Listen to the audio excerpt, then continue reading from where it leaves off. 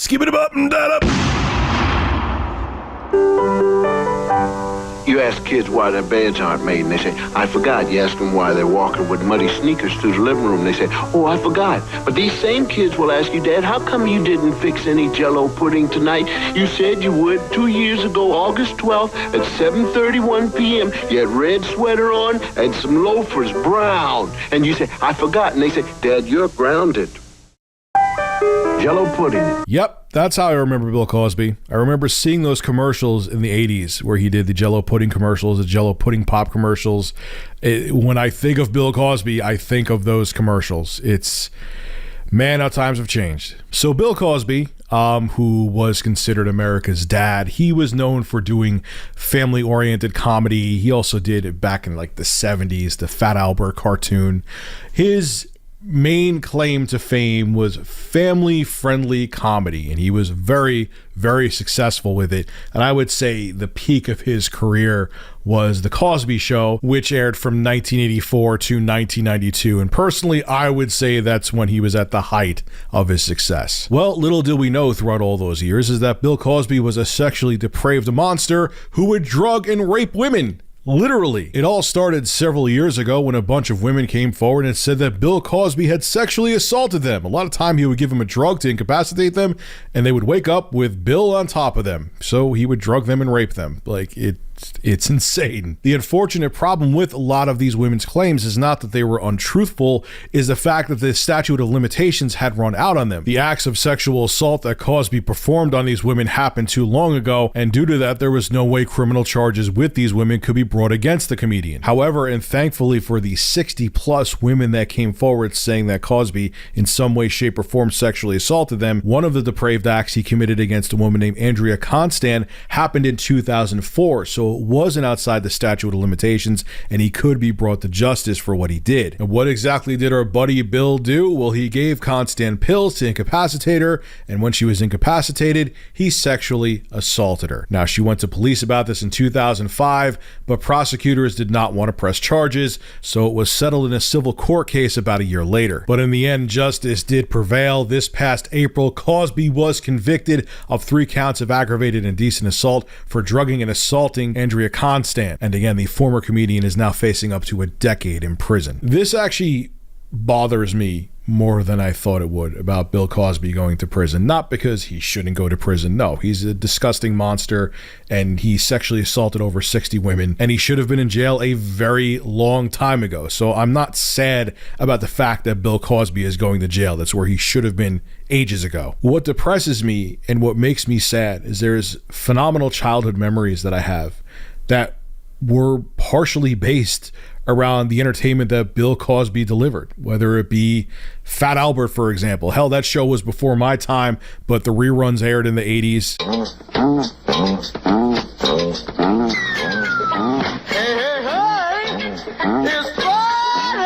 Or just hearing the damn theme of The Cosby Show. While I was researching for this video, I looked up Cosby Show episodes, and I heard the intro theme of that show, and I felt like I was 7 years old again. It was amazing the amount of memories that rushed back to me just hearing the theme of a TV show from my childhood.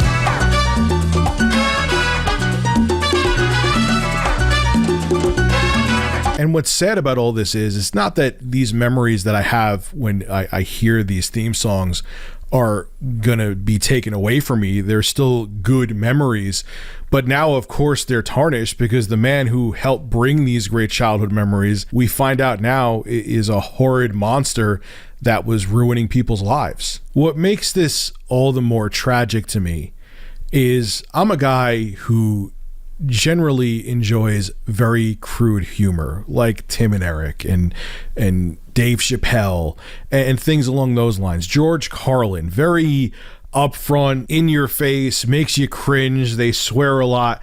That's usually the kind of humor that I enjoy. Not that Tim and Eric swear that much, but they did have a skit where milk was spewing from Eric Warheim's nipples. So again, still crude humor. But beyond that, Bill Cosby was on a very small list of comedians, if not maybe the only comedian that I know of, that didn't have to cross into that uncomfortable territory of saying really crude things and could still get you to laugh. He is the only family-friendly comedian that I know that I actually found genuinely funny.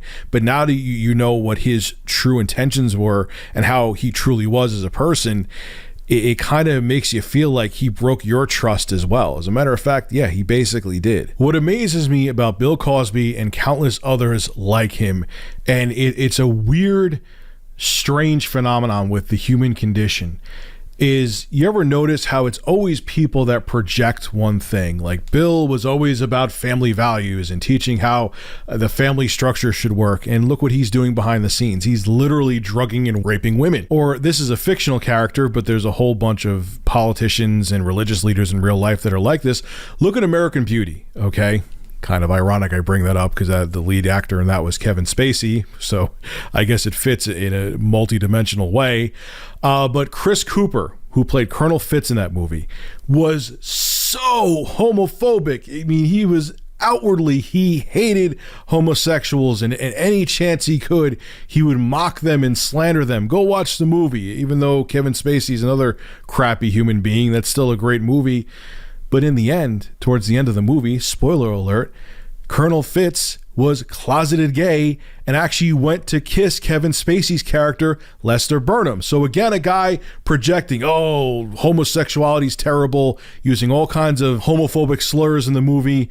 And deep down, behind closed doors, he's secretly gay and secretly wants to go after Lester Burnham, aka Kevin Spacey's character in the movie. Again, it's the human condition, and it's a very strange trait that we have. Or what about Florida Minister George Allen Rakers? He was very much against homosexuality to the point of, well, actually, I'll have Keith Olbermann explain it to you. Minister co-founds prominent anti-gay group. Minister claims to turn gay fellas straight. Minister allegedly rents boy to carry luggage around Europe. Rented boy tells reporters about alleged naked massages with minister.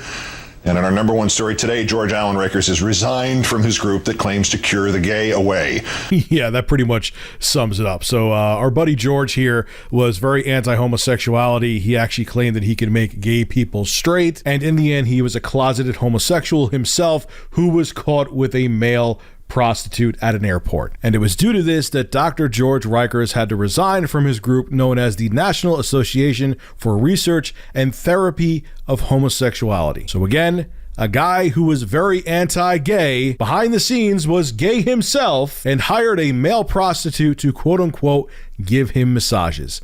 Again, human projection is a very, very strange thing. So you see my point. You got Bill Cosby, whose comedy is based around promoting quality family values, and he's raping women behind the scenes. You have a fictional character from the movie American Beauty played by Chris Cooper called Colonel Fitz, who is extremely homophobic, who's actually a closeted homosexual who goes after the lead character, who's played by Kevin Spacey in the movie. And you got an anti-gay pastor who's renting male prostitutes on the internet and gets caught doing it. It's amazing.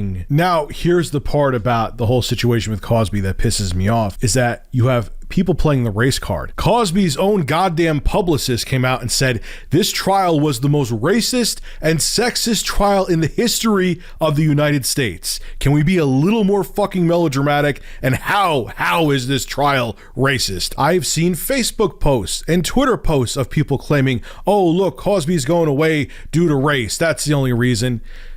You morons. You do realize that he has gotten away with sexually assaulting and raping women for over 4 decades now.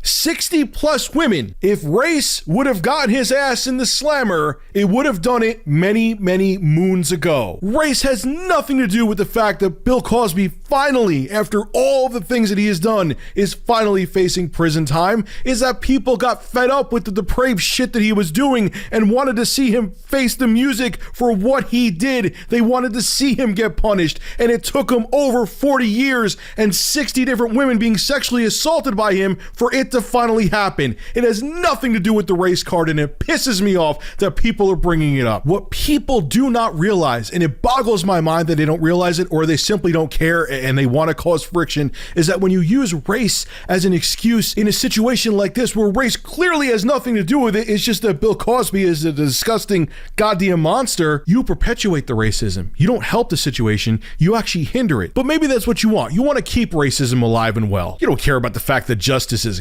kind of being served. You just want to spew bullshit and further your agenda. So congratulations, if you're one of the people playing the race card with Bill Cosby, you're an asshole. What bothers me too about Bill Cosby, speaking of him finally facing justice for the horrible things that he has done, he got away with it for virtually his entire life.